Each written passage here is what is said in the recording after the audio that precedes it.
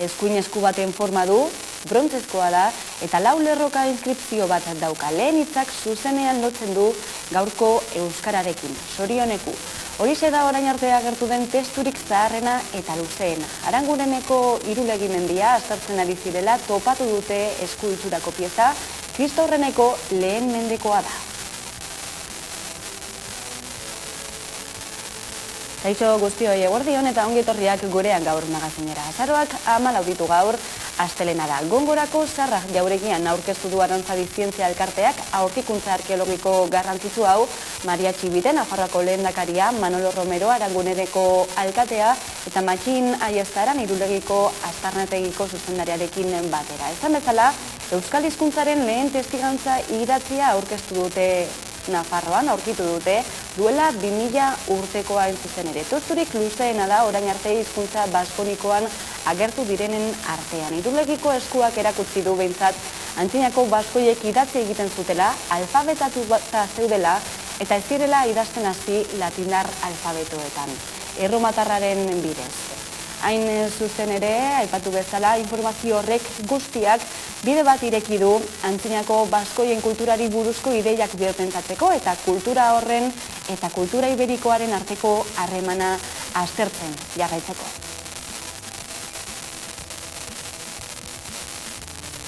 Eta eguneko lerroburu gehiago, Ipar Euskal Herrian 2 hilabete igaro dira Euskal Hautetziz osaturiko delegazioak hitzonak jaso zituela Hezkuntza Ministerioko ordezkarien ahotik Parisen, baina geroztik brebete eta basoa azterketen gainean inolako berririk ez du jaso zehazkak. Mobilizazioa antolatu du Bordelen, ordu honetan. Ordu betera arte irango du protesta zehazkako ikasle, irakasle eta gurasoekin, eta gaur da, hain zuzen ere, basoa pasatu behar duten ikasleek izena emateko duten azken eguna. Bestetik, hizkuntza eskubideak giza eskubideen parte direla oroitarazi nahian, giza katea 2 toki simboliko batuko ditu gaurkoan, hezkuntza errektoretza eta giza eskubideen plaza ere.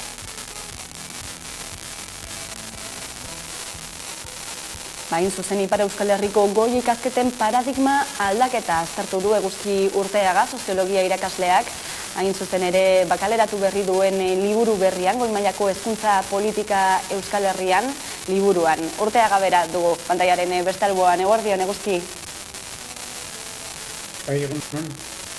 Ez dakite Eguzki entzuteko arazoak ote ditugun, behintzate ez dut bera entzuten, berak gu bai uste dut, ea konpondu dezakegun. Kaixo Eguzki? Egunon. Bai, entzuten zaitugu. Aipatu dugu ez da, liburu berria duzula eskuartean, hain zuzen ere, zein da Ipar Euskal Herrian goi mailako ikasketen argazki hori?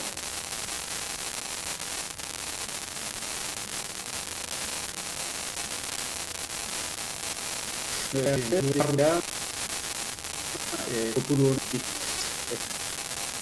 eta osatuko luke, ikasle biztanleriarekiko nahiko apala dela, konparatzen badugu Akitaniako gainontzeko eskualdeetan.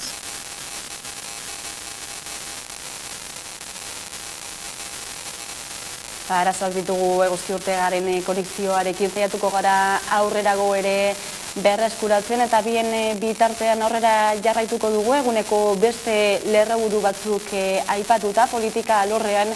Milaka lagunek bat egin zuten larunbatean Euskal Herria Bilduren deialdiarekin, Bilbon deitutako manifestazioan, abante Euskal Olatua geldiezina lelopean. Antolatzaileen arabera, 20.000 manifestarik, baino gehiagok parte hartu dute mobilizazioan, eta Bilboko Udaltzaingoaren arabera berriz, 12.000 inguru izan dira.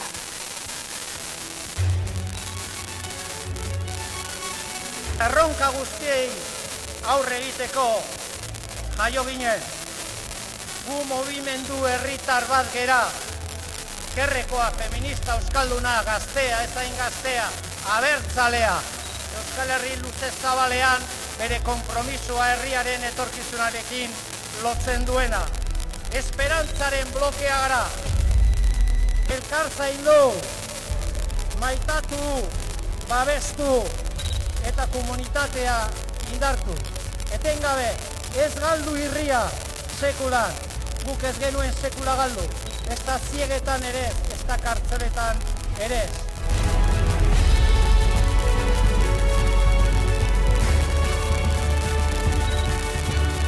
gauzak erakusteko beste modu bada irri egitea. Orain dela egun batzuk begiak itxi nituen eta etorkizuna ikusi nuen. Eta irabazten dugu. Gora Euskal Herria askatuta! Gora guta! Eta lor politikoan ere zer esana eman du egunotan, Pedro Sánchez Espainiako gobernuko presidenteak, sedizio delitua desordena publiko larriekin ordezkatzea defendatu izana. Inigoa, durizeldiario.eseko kazetariarekin azartuko dugu gaia. Eguardian, Inigo? Eguardian, Beno, zein punturaino balio dezake sedizio delituaren desagerpen honek Kataluniako gatazkaren desjudizializaziorako edota elkarrizketaren bidea hartu izateko? Nik uste kontutan izan behar ditugula momentu horretan eskerrak eta Kataluniako gobernuak izan duen erreakzioa. Eta horren arabera ondo ikusi dute erreforma honen proposamena eta badirudi honek ahalbidatuko duela generalitatearen eta PSOEren arteko PSOEren arteko harreman hori hobetzea, eta baita ere Katalunian bertan PSC-ren eta generalitatearen arteko harremana hobetzea. Eta badirudi honek ahalbidetuko duela baita ere, bai Espainiako aurrekontuak eta baita Kataluniakoak ere aurrera ateratzea. Gauza da, ez dakit honek Kataluniako independentismoaren barne eragiten duen konsensorik edo akordiorik dagoen honen inguruan badirudi ez dut. Baina, argi dago hau zela independentismoak eskatzen zuen alorretako bat, hain zuzen ere sedizioaren inguruko erreforma bat egitea, eta gobernuak azken legegintzaldiko azkeneko urtean hori burutuko duela. Aipatu duzu kontsentsu eza dagoela independentismoaren artean, izan ere Sánchezek berretsi du, ezta, Konstituzioaren 155. artikulua berrezartzeko nahi hori edo aukera hori mahai gainean jarraitzen duela, nahiz eta sedizio delitua bertan bera gelditzen den, ez hori ere nahiko erakusgarri da. Bai, nik uste honek negoziaketa baten barruan, hau negoziaketa baten barruan dagoela sartuta, eta baita ere Espainiako gobernuaren eta Kataluniako gobernuaren artean burutu diren elkarrizketen barne sartu dezakegula. Egia da, amore ematen duela, onartzen duela sedizioaren erreforma hori, baina 195 artikuluaren inguruko erreforma hori ez duela hain garbi ikusten, hala ere negoziaketek aurrera jarraitzen dutela, eta aukera irekia dagoela beste neurri batzuk hartzeko, gaur horretan ezagutu genuen nola gobernua ere alde egongo litzatekeen malversazioaren inguruko erreforma bat ere burutzeko. Bai, aipatu duzu testuingurua garrantzitsua ere badela, aurrekontuen negoziaketan buru belarri sartuta daudelako, baina Pere Aragonesek ere aipatu du, elkarrizketa mahaiaren fruitu gisa aurkeztu duelako adostasuna edo neurri hau, zuk ere aipatu duzu, hala hartu daiteke orduan ere? Bai, uste dut hala modu zigarregula negoziaketen barra. Eta gobernuak eta generalitateak orain dela 3 urte errekuperatu zuten elkarrizketa horren barne. Gogoratu beharra dago PP gobernuan zegoenean, ez zegoela komunikaziorik ez gobernu eta generalitatearen artean, eta harreman hori berreskuratu dela. Horregatik esaten duen horrelako neurri gehiago espero ditzazkegula, batez ere gobernuaren helburu nagusienetako bat, eta Espainiako gobernuaren inguruan ari naiz, Katalunian elkarbizitza berreskuratzearena dela, PPk eragindako arrakala hori pixka bat moztuan izateko. Gezaldatuta ere eta Madriletik ere hain zuzen lerroburu nagusienetakoa izan delako azken orduetan dozenaka milaka pertsonak kalera atera direla, hain zuzen ere manifestazio handi batean Madrilen osasun publikoa defendatzeko. Aldarri horretaz harago joan den manifestazioa izan dela esango zenezake? Bueno, nik uste dut izan zela eredu baten kontrako manifestazioa eta beste eredu baten defentsarakoa. Hain zuzen ere, orain dela 15 urtetik ona Madrilen bizi dugun osasungintzaren privatizazioaren aurkako mugimendu bat, eta baita ere osasun publikoaren defentsarako eta guztion osasunerako eskubidearen defentsarako manifestaldi bat.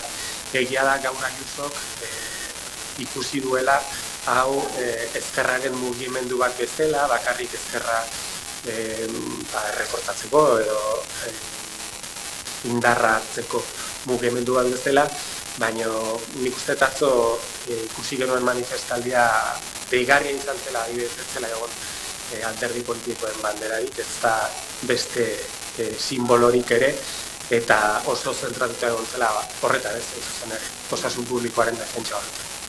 Bainigo Aduriz, eldiario.zeko kazetaria, mila esker beste ben gurean gako guzti hauek ematagatik.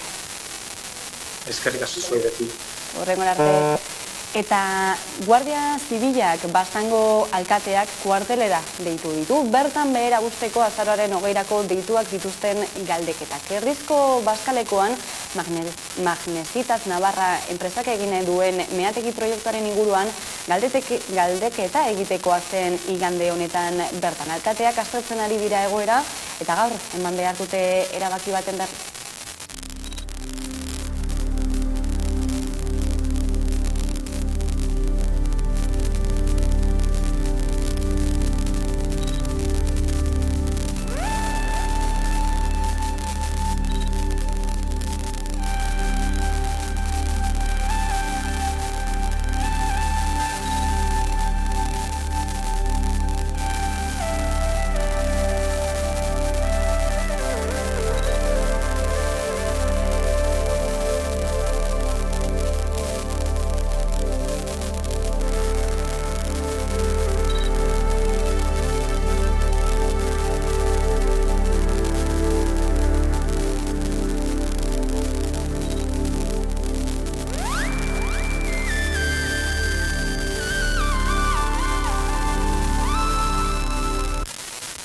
Eta arestian ere aipatu dugu Ipar Euskal Herriko goi ikasketen paradigma aldaketa aztertu duela Eguzki Urteaga soziologia irakasleak.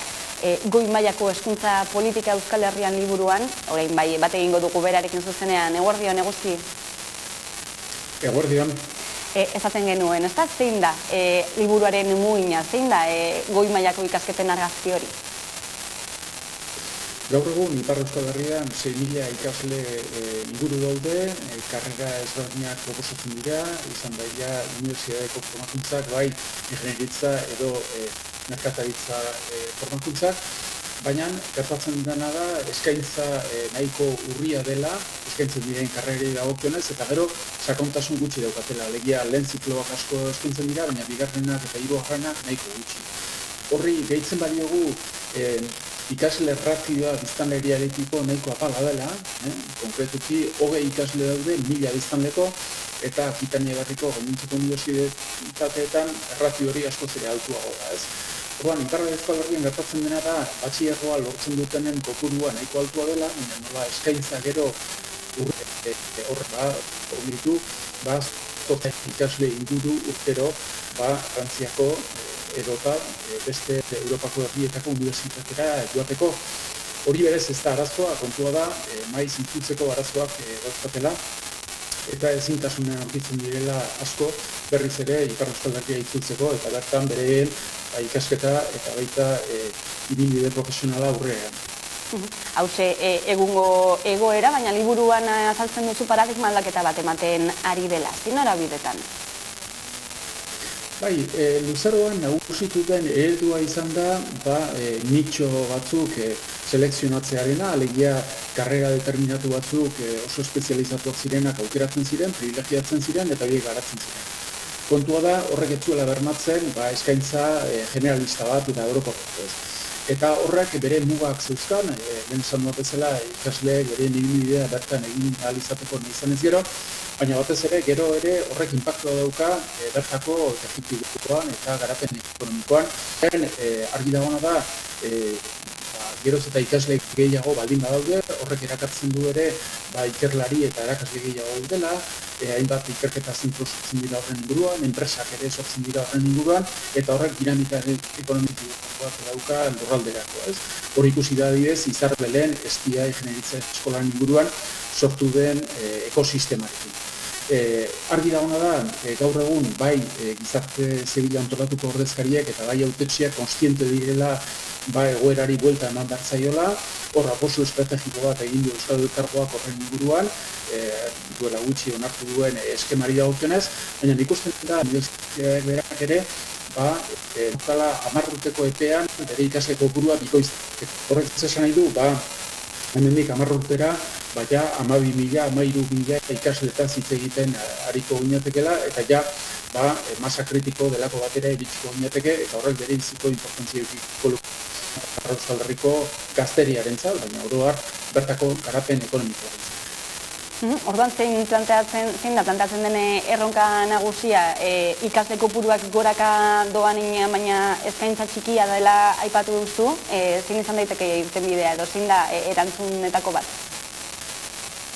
Hor, adibidez, Paueko Unibertsitateak Ipar Euskal Herriko kampusari dagokionez, bere helburua da ikasle kopurua bikoiztea. Horrek suposatuko luke, 35 lizentziatura berri sortuko liratekela, 20 master berri, 14 katedra berri, eta horrek eragingo duena da ikasleko onditzea, ikerlari eta erakasle kopurua ere ondituko dela. Ipar Euskal Herriak badauzka ahulguneak, besteak beste eskaintza ez delako oso anitza eta oso diversifikatua, baina indarguneak ere badauzka. Legia demografikoki oso lurralde dinamikoa da, garapen ekonomikoa ere ezagutzen du, mugaz egindiko erreale hori ere dargune bat profesionari begira, argi dagoena da, non aukera ematen duten toki ezberdinetako pertsonak eta ikerlariak interkonektatzeko, horrek potentzialitate handiak eskaintzen ditu etorkizunari begira. Argi dagoena da, lurralde mailan hausnarketa bat burutu dela, kontzientzia hartze bat eraman zen eta gauzatu da batez ere Euskal Herria 2010 konstituzioa aurrera eman zenetik, eta hor ikusten da bai gizarte zibila eta bai hautetsi ezberdinak bat egiten dutela proiektu horren inguruan. Gogoratu behar da, unibertsitate propioaren eskakizuna aspaldianik datorren eskakizunela, mugimendu abertzaleak 1960 hamarkadatik mahai gainean jarri zuen behin eta berriro, eta gero batez ere Batera plataformak 2002an bere 4 aldarri nagusien baitan sartu zuen unibertsitate autonomo eta propioa edukitzearena kontziente baitzen etorkizunari begira funtsezkoa zela bai garapen ekonomikorako, baina baita kohesio sozialerako eta lurralde antolaketari dagokionez. Beraz, hor ikusten da badagun benetako nahikeri bat aurrera egiteko gai hori. Etorkizuneko kampus hori dena dene irudikatzerako orduan zeintzuk izango lirateke gako nagusiak? Hor, gako zia da unibertsitate generalista eta goi mailako bat garatzearena. Horrek esan nahi du, konkretuki, zen diren ziaturak eta karrikoa diversitatela, goi mailako formakuntzare eskaini behar da, alegia geroz eta doktora dutzak eta masterrak ere proposatu behar dira, eta beste erronka nagusi bat da ere, ikerketa zentroak, unibertsitateak eta bertako enpresak ere elkarlanean lan egin dezaten, kompetitibitate poloak deitzen diren horren inguruan, eta gero azken elementu bat eta elementu bat da mugatzen diko errealitate hori abiapuntu oso interesgarria izan daiteke etorkizunari begira, eta azken puntua azpimarratuko nuke funtsezkoa da euskararen ekintza ere garatzea. Gaur egun euskal ikasketetan soilik euskarazko karrera jarraitu daiteke, eta ikusten duguna da ikastoletatik ateratzen diren ikasle geroz eta gehiago daudela, eta horietariko kopuru handi bat eta gehiago bat egoaldera ikasketak egitera euskal errepitatera bereziki. Orduan, hori elementu baikor bat da, eta horrek mugatzeiniko lankidetza eta hartu emanak garatzeko balio dezake, baina horrek ez du kentzen une berean Ipar Euskal Herrian ere goi mailako irakaskuntzak euskarazko eskaintza ere handitu eta areagotu behar. Planteamendu horiek guztiak topatuko ditugu zure azken liburu horretan. Eskerrik asko Eguzki Urteaga gaurkoan gurean aurrera pentsiki hau egiteagatik eta xehetasunak emateagatik. Nire esker zuei.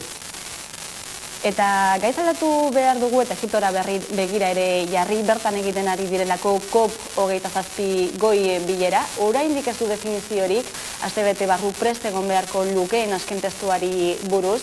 Eta gaiaren muina izango da, ea testu horrek Parisko akordioak betetzeko aurrerapenak dituen, eta baita, ea zehaztu egiten den iragarritako finantzazio hori krisi klimatikoari aurre egiteko ere. Udane Arbeo. COP27 Nazio Batuen Erakundaren klima aldaketari buruzko biltzarra egiten ari dira egunotan Egipton, eta ari begira daude talde ekologistak Euskal Herriko kolektiboak barne. Bada klima larrialdiari aurre egiteko bidean premiazko neurriak hartu behar direla ohartarazi dute hainbat kolektibo ekologistak eta sozialek Bilbon. Mezuak Eusko Jaurlaritzari eta Madrilgo gobernuari zuzenduta zihoazen. Bizkaiko hiriburuko kaleetara atera dira gobernuei trantsizio energetiko bidezkoa demokratikoki irmoa eta nekotasun irizpidearen araberakoa lortzeko politikak ezartzeko konpromisoa eskatzeko. Elkarretaratzea egin dute asteburuan Bilboko Arriaga plazan. Klima aldaketak migratzera behartzen du bezalako leloak idatzita zituzten pankartekin. Kolektibo ekologistek nabarmendu dute arrisku klimatikoaren aurrean muturreko bero, lehorte eta sute fenomenoekin ekonomiaren eraldaketa, emisioen murrizketa eta justizia klimatikoa direla erantzun posible bakarra. COP27an bildutako gobernuei eskatu diete trantsizio saihestezinei modu justu eta solidarioan heltzeko, etorkizun bizigarriaren babesa lehenesteko eta bizitza prekarizatuenak erreskatatzeko. Greenpeace ekologistak martxan eta Fridays for Future taldeek, ELA Lab, Comisiones Obreras, Estilas eta CNT sindikatuekin, Mundu Bat Fundazioa eta Mugarik Gabe taldeekin eta Auzo elkartekin bat egin dute elkarretaratzean.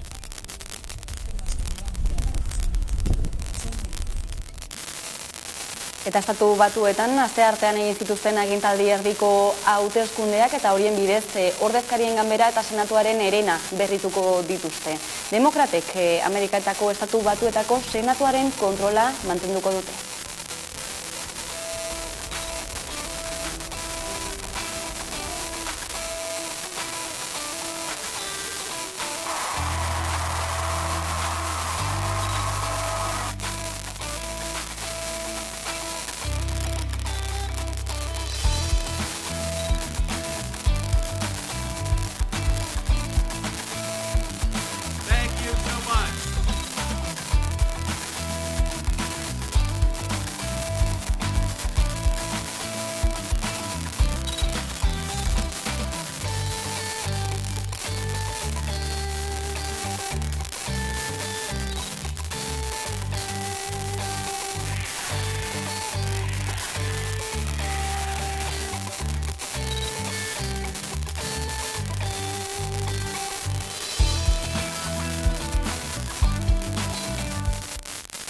Gurera itzulita, asteburuan ospatu da Behobia Donostia lasterketa. Ia 30.000 korrikalarik parte hartu dute aurtengoan, horien 30% emakumezkoak izan direla.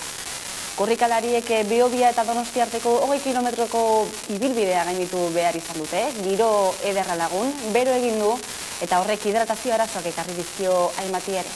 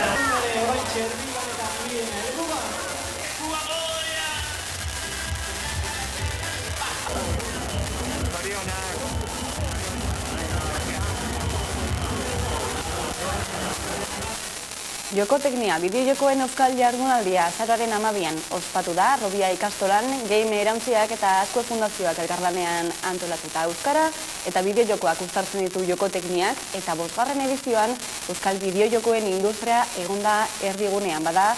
Euskal bideojokoen jardunaldian izan da Amaka Telebistako lantaldea, Jara Deurre eta lankideak horren berri emango diogu.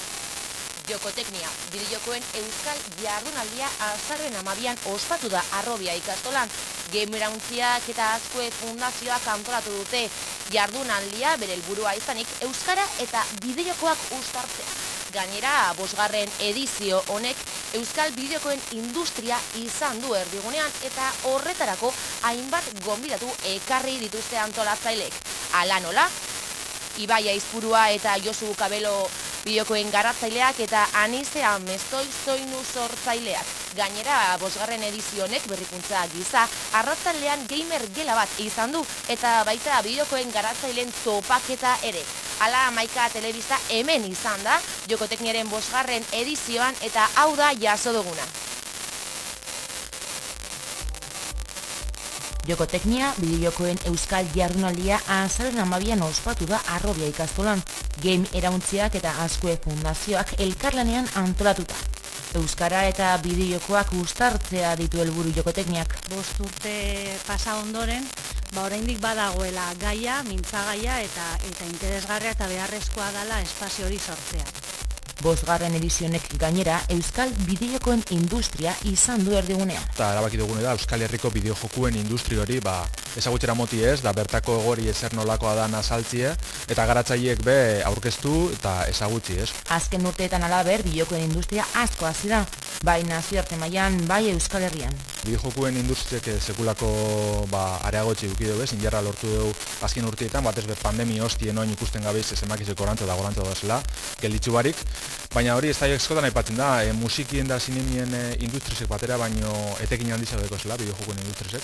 Orduan kontuten hartzeko arlo bat da ez, eta bertan Euskal Herrizen badeko guz garatzaile asko, ikastetxe asko ez, honei bideratute, torun horreri ingerra bultzatuen biherrakie, ingerra monbiherrakie, eta ikusi ez, lako egori dauen hemen, eta horreri sustatu da bultzatu azken finean, ez da. Horrela askunde bizian jarraitzen du bideojokoen industriak eta horretan euskara presente egotea nahi dute. Isiarekin eta isialdiarekin lotzen dena, baina ez bakarrik, hau da, industria ere beste erabilpen praktikoetara bideratzen da, eta gure abia puntua horixe da, euskara presente egotea esparru guztietan eta kasu honetan ingurune digitalean, Azkue Fundazioaren helburua hori baita, eta kasu zehatz honetan edo helburu zehatza bideojokoak izan da jokoteknia jardunaldia. Bizkaian adibidez, bideojokoen alorrean trebatzeko ikastaroak eta ikasketak badaude. Eta zorionez, badago, Bizkaian kasu honetan badago ikasteko aukera eta horretan formatzeko aukera. Badaukagu Kartanga lanbide heziketa ikastetxea, Arrobia lanbide heziketa ikastetxea aurten gainera jokotekniaren egoitza dana, eta badago Digiten baita eskola. Orduan horrek zerbait adierazten du, da badagoela interesa, badagoela gogoa. 5. edizioak berrikuntza izan du, arratzaldean gamer gela bat prestatu baitute, eta bideojoko garatzaileen topagunea antolatu dute. Eta gerturatu zirenek sorpresa batekin topo egin zuten. Bidez Hollow Knight, azken urtitako maizulanetako bat komunidadeko sale batek euskaratu den deu, orduen joku barrezek probetako aukeri egongo da bai. Etorkizuneko ikerketarako lagungarri izateko, jardunaldian jasotakoak liburu batean biltzen dituzte, eta edozinentzako eskura dago gainera.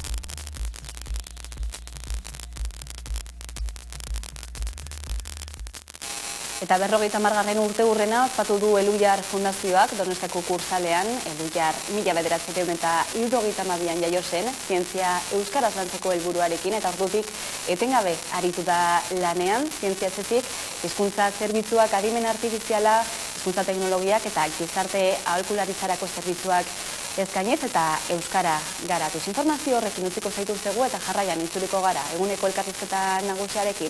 Gaurkoan gurean izango dugu Oiana San Vicente, Sortuko Nazio Kontseiluko kidea da bera, orain arte.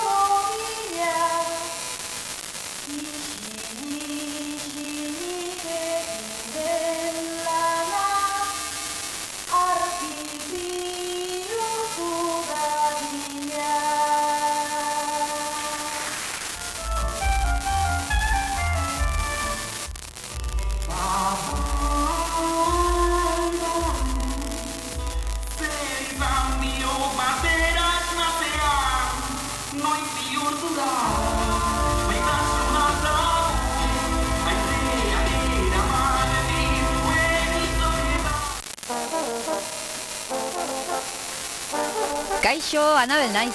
Hemenago, 11 lagunen dei bat entzai. Ze nahiko dute oraingoan. Laster jakinen dugu. 3. denboraldia? Bale, bai. Banoa! Orain arte Nafarroako herri eta txoko ezberdinak ezagutzeko aukera izan duzue. Baina Nafarroa oso handia da, eta bada oraindik zer ikusi eta zer ikasi. Zatuzte gurekin Nafarroairen 3. denboraldiaz gozatzera. Guazen!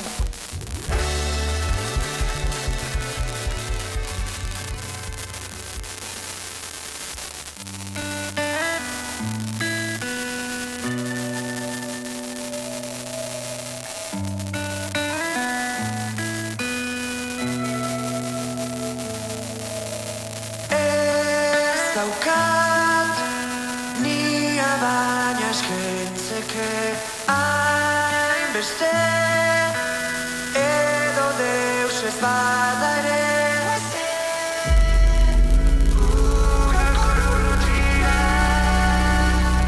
gugandik aldendu gabe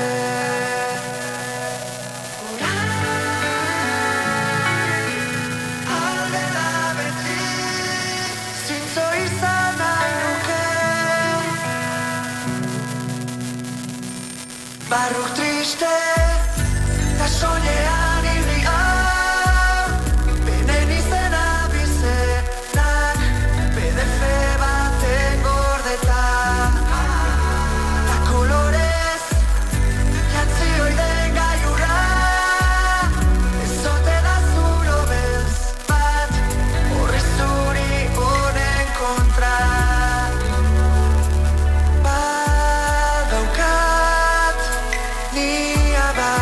eskentzeke hainbeste edo deus ez bada ere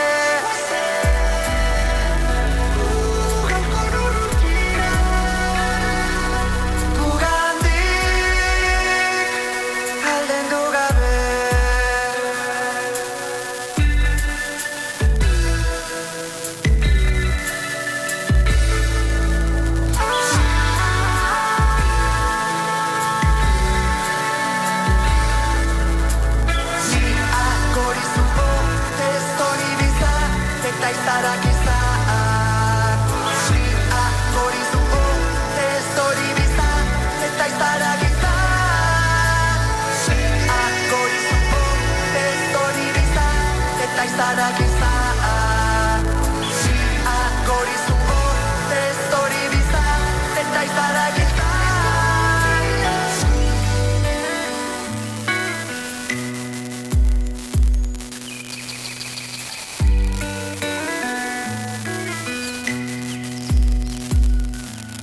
barruk triste, eta soinean irria benen izena bizenak PDF baten gordeta eta kolorez jantzi oiden gaiura ezote da zuro beltz bat horri zuri honen kontra barruk triste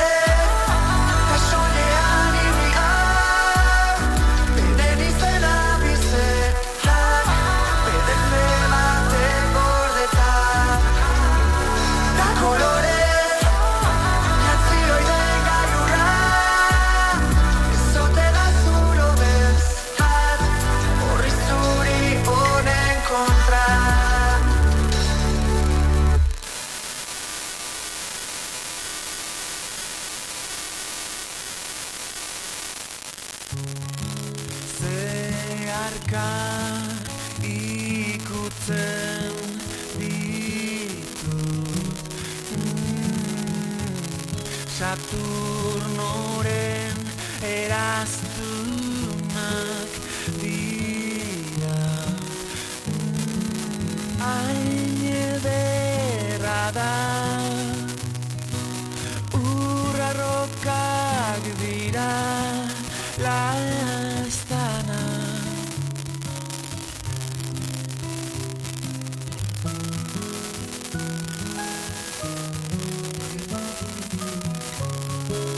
mezu bat izarrei bidali die gutxiegi begiratu nizu maite.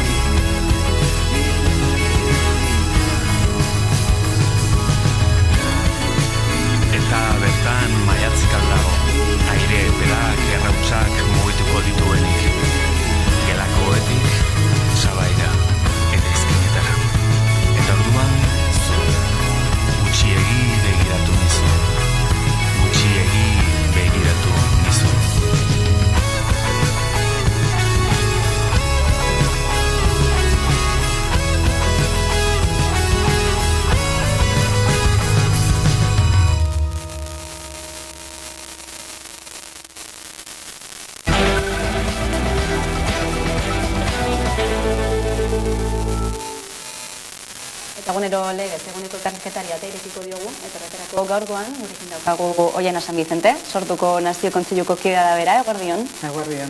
Bueno, larun batean, kalera atera zineten, Euskal Olatu geldiezina lelopean, zer nolako olatua lortu zenutela esango zenuke?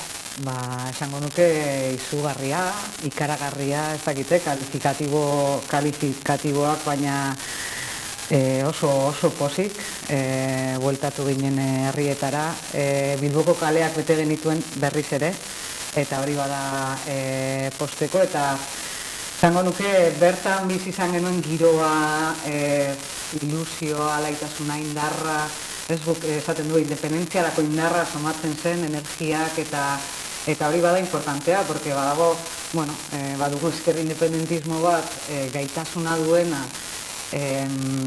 proposamenak egiteko, proposamen egingarriak eta jendearen arazoei erantzuteko, baina badugu ezkerreko independentismoa ere komunitatea batzeko gaitasuna duena, eta niretzako larun batekoa pizkatori izan zen, ezagutzen ginenak eta ginenak ezagutzen bertan bildu, elkarrekin hori ilusioak, emozioak konpartitu gero gure herrietan, hori transmititzeko eta horren inguruan lanean jarraitzeko, oso pozik. Burujabetza aipatu duzula, burujabetzaren aldarrikapena gure herri honetan zein puntutan dela esango zenuke? Esango nuke, badagoela, batzutan eztabaida batzuk sortzen dira, prozesua dago, burujabetzaren inguruan, eta iruditzen zait, burujabetzaren eztabaida etengabe dugula mahai gainean, etengabe. Eta ulertuta burujabetza badela herriek eta pertsonek bere etorkizuna erabakitzeko duten eskubidea.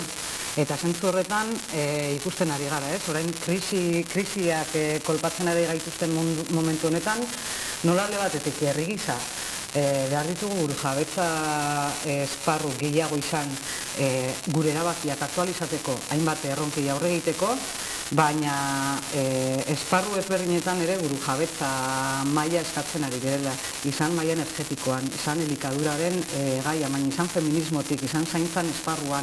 Iruditzen zait, aldarrikapen guzti horiek ere nolabait lotzen direla burujabetzaren beharrarekin eta Euskal Herrian guk, Euskal Herritarrak gure etorkizuna nola eraikin nahi dugun erabakitzarekin. Beraz, iruditzen zait, ezagik burujabetza hitza inbestetan erabili gabe ere, burujabetzaren aldarria dagoela inoiz baino indartsuago sektore popular eta ezberdinetatik Euskal Herriko kaleetan, ez?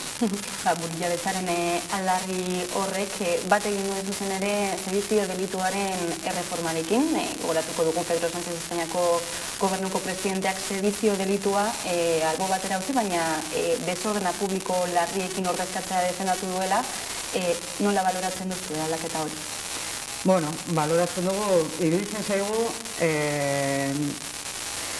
gertaera politikoak desjudizializatzen dituzten edozin erabaki positiboa dela, eta zentzu horretan positiboki baloratzen dugu Madriletik emandako erabaki hori, baina guretzako argia dena da berriro eztabaida honen zentroan jarri behar dugula Estatu Espainolean badirela gatazka politiko ezberdinak, Euskal Herriarekin noski, baina baita herri katalanekin ere, eta momentu batean Euskal Herriarekin beti egin duen bezala, baina herri katalanarekin ere Estatu Espainolak erabakitzen du gatazka politiko hori errepresioa eta bide judiziala erabiliz oztopatzea, gelditzea, eta hor dago gure ustetan, arazoaren muina eta horri heldu beharko zitzaio. Orain egin da sedizio delituaren aldaketa, baina gogoratu nahi dugu ere, beste hamarnaka katalan zigortuak izan zirela, adibidez Mozal legearekin. Estatu batek erabiltzen duenean errepresioa eta bide judiziala, arazo politiko bati erantzuna emateko, irtenbide adosturik ez dago. Eta zentzu horretan urratz positiboa izan daiteke, baina guk berriro estatuei egiten diegu deia benetan beren baitan dituzten gatazka politikoi modu elkarrizketatu eta adostuan konponbide bat eman diezaioten, ez? Hildo horretatik Pedro Sánchezek berriro ere aldarrikatu duelako Konstituzioaren 155. Artikulu hori indarrean jartzea, baldin eta etorkizun batean independentzia aldarrikapen gehiago egongo balira, ez? Hori ere erakusgarri da. Hori da, eta horregatik esan dugu, guztiaren abia puntuan hori badela. Gero egon aldira aldaketa judizial txiki batzu guk ere Euskal Herrian, ez? Eta ikusten ari gara presen aferan ere erabaki, baina guztiaren muinean badago arazo politiko bat demokratikoki konpondu behar dena, eta zentzu horretan hamarkadak eta hamarkadak daramatzagu hori aldarrikatzen Euskal Herritik, hori aldarrikatzen herri katalanetatik eta estaturik gabeko beste nazio batzuetatik, eta momentuz Madrilen muzin egiten diote bide horretan urratsak emateari, baina jarraituko dugu gehiengoak bilatzen, jarraituko dugu aldarrikapen hori beste herriekin batera bultzatzen, azken finean hori delako modu bakarra benetan gatazka honi irtenbidea emateko, ez? Bestela luzatu, baina...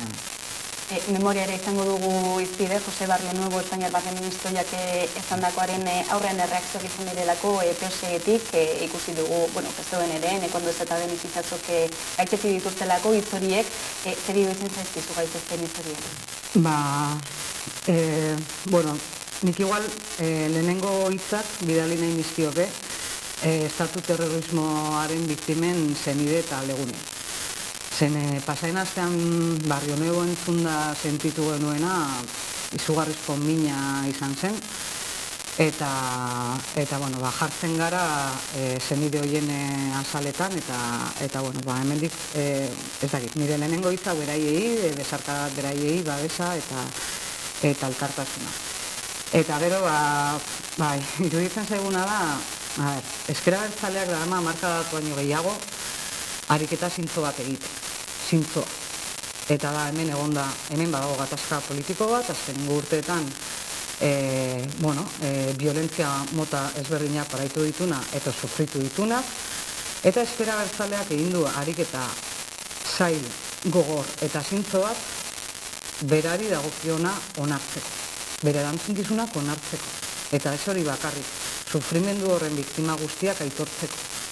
Eta ez da irraza izan, bide hori, ez da batere erraza izan, baina egin dugu. Egin dugu, gure herriar, ez dugu egin, ez dakit nortzuk eskatu digutelako, ez dakit nortzuk exigitu digutelako, egin dugu, uste dugulako dela gure herriarekin, gure herritarrekin, Euskal Herriarekin dugun, erantzunkizun bat, eta bete behar bat. Eta horren aurrean, beste alderdi batzuk, PSOE nagusiki Barrio Nuevoren ahotan, baina ez bakarrik hori, PNV-ek eta ez bakarrik ez dutela ariketa berdina egin, eske telebistan agertzen dira irrifar batekin estatu terrorismoaren apologiari. Eta ez da ezer gertatu. Eta impunitate osoz ez da ezer gertatu. Eta orduan, minetik karatago gaznarketa politiko bat egiten dugu. Eta da, herri honetan elkarbizitzarako urratz gehiago behar dira. Eta ezker abertzalea ari da. Eta ari da zintzotasunetik, ari da urratz sendoak ematen. Uste dugu badela garaia, beste alderdi batzuk, azkenengo urteetan, erabili diren violentzia ezberdinetan, eta PNV aipatu dut, dispertzea edo torturari lotuta, eta zer esanik ez PSOE, eta kasunetan PSE, baina PSOE eta estatu aparatuak, estatu terrorismoari lotuta benetan, herri honi begietara begiratu eta horrelako ariketa zintzo bat ere egiteko. Baina ez guregatik, ezker abertzaleak ez du ezer exigitzen berarentzat. Ezker abertzaleak planteatzen duena da herri honi itzein behar diogula. Eta esan behar diogu zer gertatu zen, bai. Baina esan behar diogu bakoitzak ere antzunkizunak izan genituen horretan. Eta bakoitzak bereak, ono? Bereak. Beraz, minetik haratago, erantzunkizun eta ariketa horretarako deia, gure aldetik. Zein eratara egin barko duke hori kasuek? Ez dakit.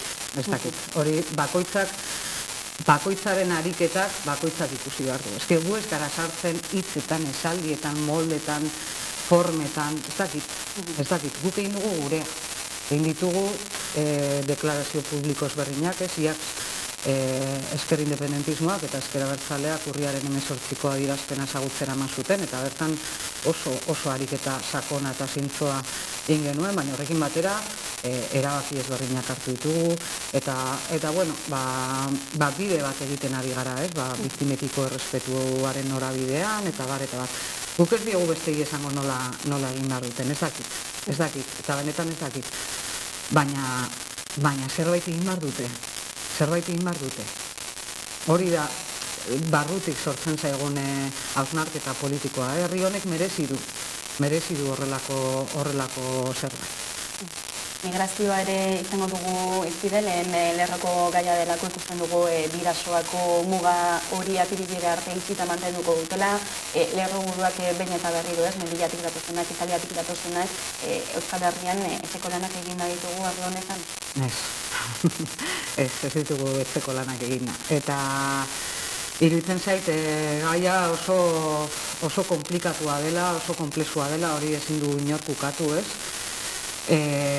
baina argi dago, egia da azken egunetan asko itziten dela Melillan gertatuakoari buruz, eta oso larria da Melillan gertatutakoa, eta oso larria da gobernu espainolak ustez horren gainean erabili dituen gezur eta izkutatzeak eta bar, baina Euskal Herriaren bihotzean ere bizitzen ari gara hori, eta ez dakite, ezker abertzalean badugu migrazio antirrazismoarekiko edo badugu posizio bat, hori egia da, esango nuke bakasi gure jaiotzatik 60 urte dela, ezker abertzalean esan genuela Euskal Herrian lan eta bizi den oro Euskal Herritarra dela. Eta posizio horretan mantentzen gara, guretzako Euskal Herria herria da, eta Euskal Herria datorren pertsona oro Euskal Herritarra da, eta beraz eskubide guztiak bermatuak izan behar ditu, Baina gero hori errealitatera eramateko politikak egin behar dira, eta gogoratu behar dugu gai honekin eta askorekin zen etengabe gai ateratzen da garela estaturik gabeko nazio bat, eta burujabetzari gabeko nazio bat. Eta horrek gai estrategiko askotan benetan politika eraginkor eta erabaki errealak hartzeko ezintasunak ekartzen digu, Gehiago kasu honetan, nun hemen guretzantzen dira ez bakarrik Euskal Herriko errealitate administratiboa, baizik eta Euskal Herriko errealitate administratiboarekin batera, Euskal Herri osoaren gai bat dau. Baina tresna gutxi ditugu benetan politika migrazioari aurre egiteko, politika eraginkorrak egiteko. Hori izan da, horrek ez du esan nahi ez dagoela zer eginik. Eta badago gobernu ezberdinetan, badago instituzio espazio ezberdinetan erabaki zehatzak hartzea, edo batzuk Madrilen hartuko dira, eta beste batzuk hartuko dira hemen, baina badago borrokatzerik estranjeria legearen inguruan, bueno, ez dakit, gai ezberdinen inguruan, behintzat emigrazioaren gaiari fundamentu zeltzeko, eta ari dira, horrelako eztabaida batzuk, ari dira ematen, instituzio ezberdinetan. Baina ahaztu gabe, eta guretzako hori egon barru beti zentroan, gaur egun eraikitzen ari garen Euskal Herria, etorkizuneko Euskal Herri independentea irudikatzen lagundu behar du. Eta Euskal Herri independente horretan guretzako hemen bizi eta lan egiten duten pertsona guztiak Euskal Herritarrak dira, izango dira eta eskubidedun pertsonak izan behar dira. Honekin notuta ukaezina da gorroto diskurtzuek edo ultraeskuinaren gorakada bat ere egon barela, nola ikusten duzu egoera?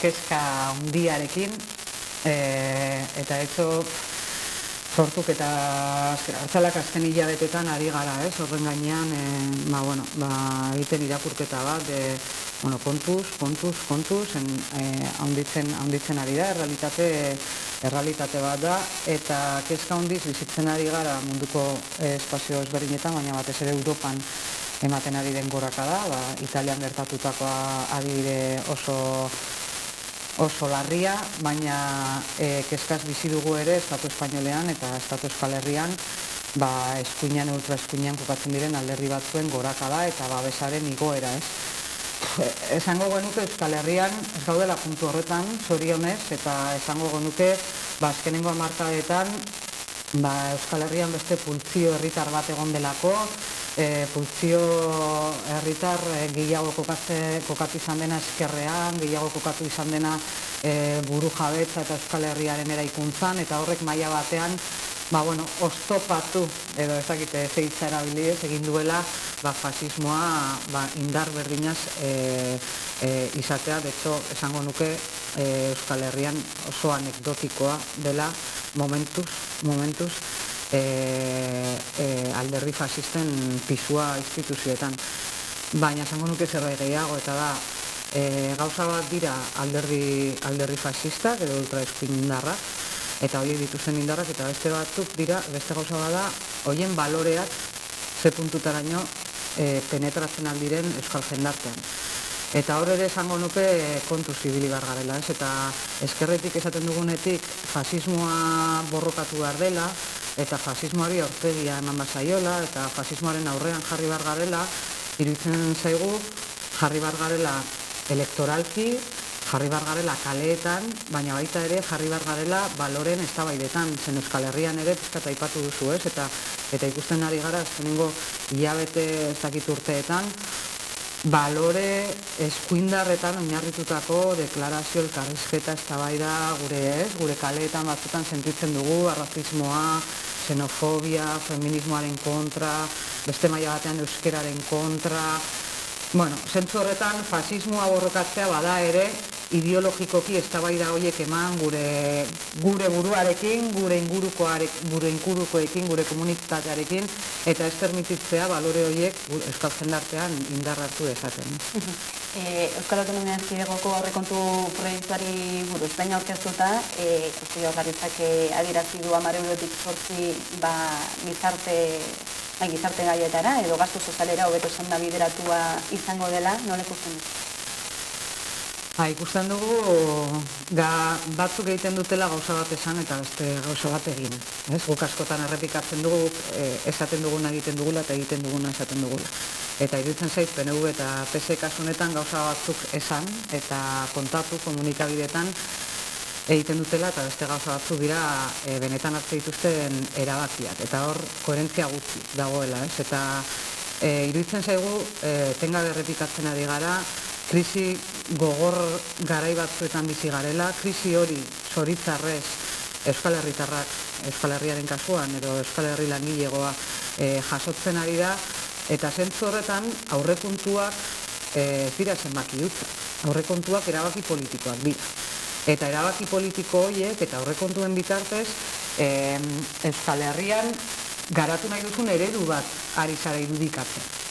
Eta kasu honetan, gertatzen ari da PNV diru pixka gehiago, diru gehiago planteatzen ari duela aurrekontuetan, zerbitzu publikoetan, baina bitartean ari dela zerbitzu publikoak privatizatzen.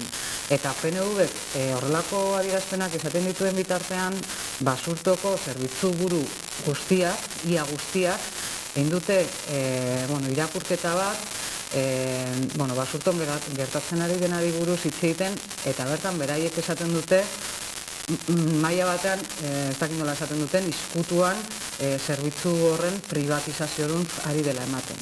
Beraz, hori da ari dena gertatzen, hori da PNVek hartzen ari dituen erabaki batzuk, ez? Eta zentzu horretan, gure ustez, gaude momentu batean, non eztabaida ez da inbeste zenbat diru gehiago sartzen dugun partida batzuetan.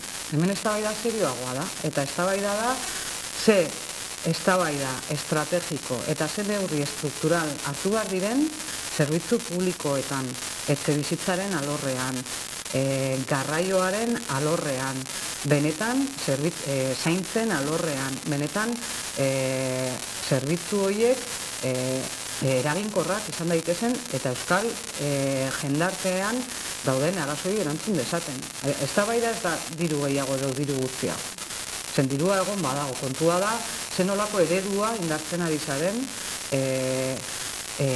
bertan eta bertatik kanpo hartzen ari dituzun erabaki batzuekin.